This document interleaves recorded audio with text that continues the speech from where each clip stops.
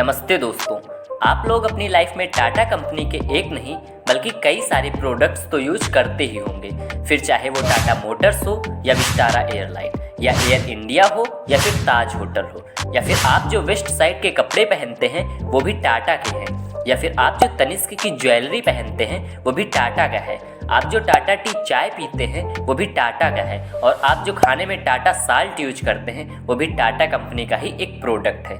इसके साथ साथ Tata steel, Tata consultancy services, Tata power, कुल मिला के टाटा ग्रुप के अंदर 100 से भी ज़्यादा कंपनीज हैं। लेकिन दोस्तों, क्या आप ये जानते हैं कि इस कंपनी के इतने बड़े होने के पीछे 200 सालों की कड़ी मेहनत है।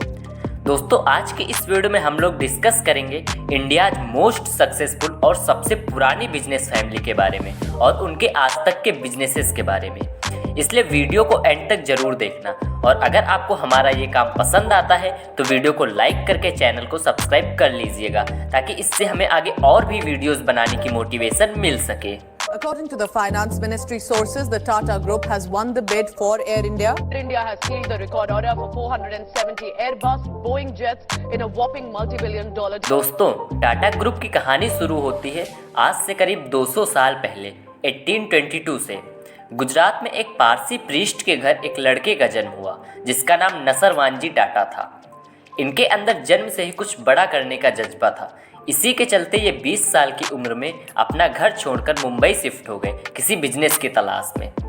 आश्चर्य की बात ये थी कि इनकी शादी 17 साल की एज में ही हो गई थी और इनका एक लड़का भी हो गया था। मुंबई जाकर इन्होंने कॉटन एक्सपोर्ट का बिजनेस शुरू किया और उस बिजनेस से जो भी प्रॉफिट होता था उसे अपने बच्चे के एजुकेशन पे खर्च कर देते थे, क्योंकि ये अपने लड़के के एजुकेशन से कोई भी कंप्रोमाइज नहीं करना चाहते थे। कुछ टाइम के बाद जब नसरवानजी टाटा के बेटे जमशेदजी टाटा की एजुकेशन कंप्लीट हो गई तो उन्होंने जमशेदजी को बिजनेस एक्सपेंशन के लिए हांगकांग भेजने का फैसला किया। जमशेदजी टाटा भी बहुत शार्प माइंड के थे। ये अपने बिजनेस में काफ़ी सक्सेसफुल हुए। जमशेदजी ने इंडिया में कई जगह कॉटन इंडस्ट्री खोली। इंडिया की फर्स्ट स्टील फैक्ट्री भी जमशेदजी ने ही खोली थी और इंडिया का पहला ताज होटल भी जमशेदजी टाटा ने ही खोला था। साल 1861 में जब अमेरिकन सिविल वार शुरू हुआ तो इससे जमशेदजी के बिजनेस को काफ़ी प्रॉफिट हुआ। उस टाइम पे इंग्लैंड अपने सारे कॉटन रॉ मटेरियल्स को अमेरिका से इंपोर्ट करता था, लेकिन वार के चलते ये सप्लाई बंद हो गई, जिससे कि जमशेदजी ने मौके पे चौका मारा और कॉटन को दूने दाम पे इंग्लैंड को एक्सपोर्ट करने लग गए। ये बिजनेस पूरे 4 सालों तक चलता रहा। उसी बीच जमशेदजी ने अपना एक ऑफिस भी लंदन में सेटअप कर लिया था। लेकिन 4 सालों बाद अमेरिकन सिविल वार खत्म हो गया और अमेरिका इंग्लैंड के बीच कॉटन का बिजनेस फिर से शुरू हो गया, जिसकी वजह से टाटा को बहुत भारी नुकसान हुआ। जमशेदजी टाटा के कई बड़े बड़े सपने थे, जैसे कि एक hydro electric power plant, India में वर्ल्ड क्लास एजुकेशन इंस्टीट्यूशंस, एक स्टील प्लांट खोलना, एक बढ़िया सा होटल खोलना। लेकिन दुख की बात कि वे सिर्फ एक होटल ही खोल पाए। उसके बाद उनकी मौत हो गई। लेकिन उसके बाद उनके ड्रीम प्रोजेक्ट पे आगे का काम उनके बेटे दोराबजी टाटा ने शुरू किया। साल 1910 तक टाटा का स्टील प्लांट बनकर तैयार हो गया और उसमें स्टील प्रोडक्शन भी होने लगा। उसी टाइम वर्ल्ड वार फर्स्ट की शुरुआत हो गई, जिसके कारण ब्रिटिश आर्मी को स्टील की ज़रूरत पड़ने लगी, तो उनके लिए टाटा स्टील का सप्लायर बन गया। ब्रिटिश टैंक्स, वेपन्स और रेलवे ट्रैक्स को बनाने में स्टील का यूज किया जाता था। इसी के चलते टाटा स्टील ने ब्रिटेन में खूब नाम कमाया और टाटा स्टील का बिजनेस भी काफ़ी एक्सपेंड होने लगा। दोराबजी टाटा ने टाटा ग्रुप की कंपनीज को 1938 तक संभाला। उसके बाद उनके एक कजिन जहांगीर रतन टाटा आगे का काम संभालने लग गए। JRD टाटा एक क्वालिफाइड प्लेन पायलट भी थे और उन्हें प्लेन उड़ाने का बड़ा शौक था।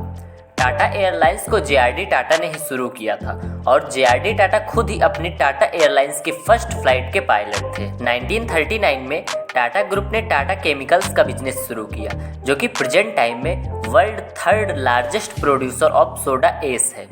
1945 में JRD टाटा ने टाटा इंजीनियरिंग और लोकोमोटिव इंडस्ट्री को सेटअप किया, जिसका काम था इंडियन रेलवेज के लिए ट्रेन के लोकोमोटिव इंजन्स को बनाना। 1986 में India first light commercial vehicle Tata 407 को लॉन्च किया गया। आज के दिनों में आधे से ज़्यादा मीडियम और हैवी कॉमर्शियल व्हीकल जो इंडियन रोड पे चलते हुए दिखाई देते हैं वो टाटा कंपनी के ही हैं। 1968 में टाटा पहली ऐसी कंपनी थी जो कि सॉफ्टवेयर सर्विसेज में एंटर की थी टाटा कंसल्टेंसी सर्विसेज के साथ। प्रेजेंट टाइम में लगभग 6 लाख से अधिक वर्कर्स TCS में काम करते हैं और ये IBM के बाद दुनिया में दूसरी सबसे वैल्यूएबल कंपनी है। JRD टाटा ने टाटा ग्रुप की चेयरमैनशिप को 1991 तक संभाला। वे अपने कंपनी में काम करने वाले वर्कर्स का बड़ा ख्याल रखते थे। वर्कर्स के लिए कई तरह की एम्प्लॉय वेलफेयर स्कीम लॉन्च की थी। 8 hour working day, free medical aid और वर्कर्स प्रोविडेंट फंड जैसी स्कीम्स। भारत के इतिहास में JRD टाटा एक इकलौते ऐसे इंडियन इंडस्ट्रियलिस्ट हैं जिन्हें Bharat Ratna highest civilian award से नवाजा गया है। उसके बाद 1991 में टाटा ग्रुप की चेयरमैनशिप को रतन टाटा को दे दिया गया, जो जमशेद के ग्रेट ग्रैंडसन थे। रतन टाटा के पिता नवल टाटा थे, जो जमशेद के छोटे बेटे रतन के एडॉप्टेड बेटे थे। जब से टाटा कंपनी को रतन टाटा ने संभाला, तभी से कंपनी में एक नया रिवॉल्यूशन आया।